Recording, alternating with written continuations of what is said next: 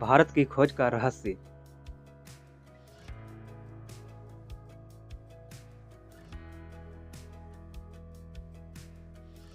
यह सुनने में बड़ा अजीब लगता है कि भारत की खोज कब या किसने की।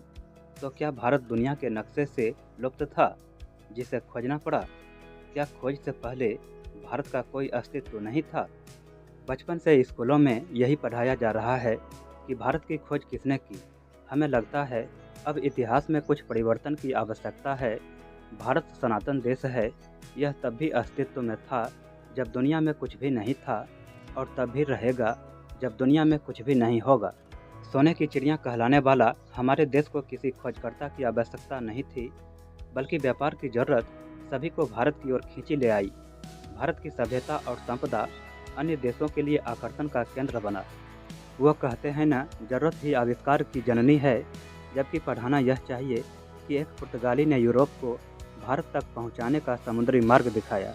खैर, हम इतिहास तो नहीं बदल सकते, लेकिन भावी पीढ़ी को नई सोच से अवगत तो करा सकते हैं। वास्को डी गामा को डिस्कवरी ऑफ इंडिया और यूरोप से पूर्वी एशिया तक समुद्री मार्ग खोजने का श्रेय भी प्राप्त है। इनका जन्म 1460 में पुर्तगाल में हुआ था। वास्को डी गामा ने भारत की कुल 3 दिन की यात्रा की थी। वास्को डी गामा एक समुद्री यात्री और पुर्तगाली नौसेना का कमांडर था। 20 मई 1498 को यूरोप से भारत में मसाले का व्यापार करने हेतु भारत के कालीकट बंदरगाह पर आया था। वर्तमान में यह बंदरगाह भारत के केरल राज्य में स्थित है।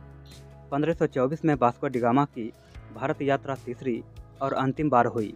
मलेरिया से ग्रस्त होने पर 24 दिसंबर 1524 को कोच्चि में वास्को डी गामा का निधन हो गया।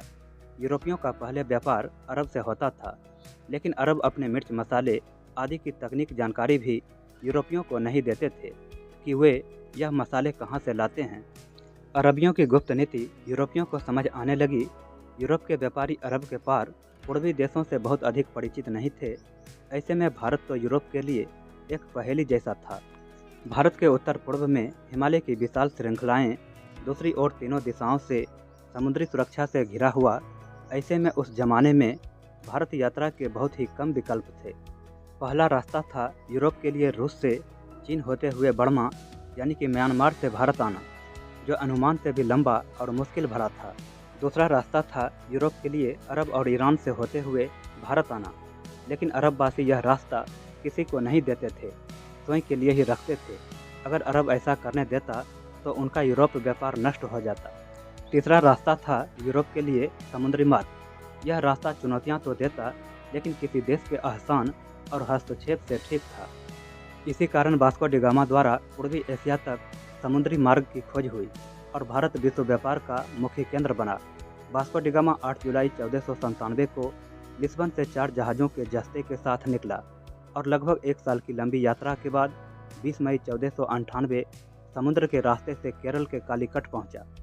अपनी कठिन तपस्या से उसने यूरोप के लिए और वहां के लोगों के लिए इंडिया तक पहुंचने का एक नया और निजी मार्ग खोज लिया था।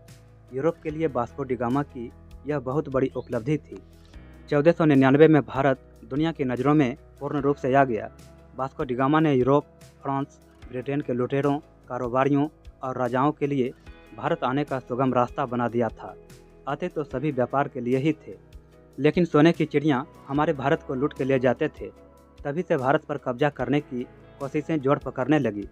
सदियों तक भारत गुलाम रहा। भारत कभी गरीब देश नहीं था, इसे गरीब बनाया गया। मेरा भारत महान यूं ही नहीं कहलाता। अपने भारतीय होने पर गर्व कीजिए, क्योंकि भारत एक ऐसा देश है जिसने कभी भी किसी भी परिस्थिति में दूसरे देश पर आधिपत्य नहीं जताया। तब भी जब अंग्रेजों ने भारत के टुकड़े कर दिए।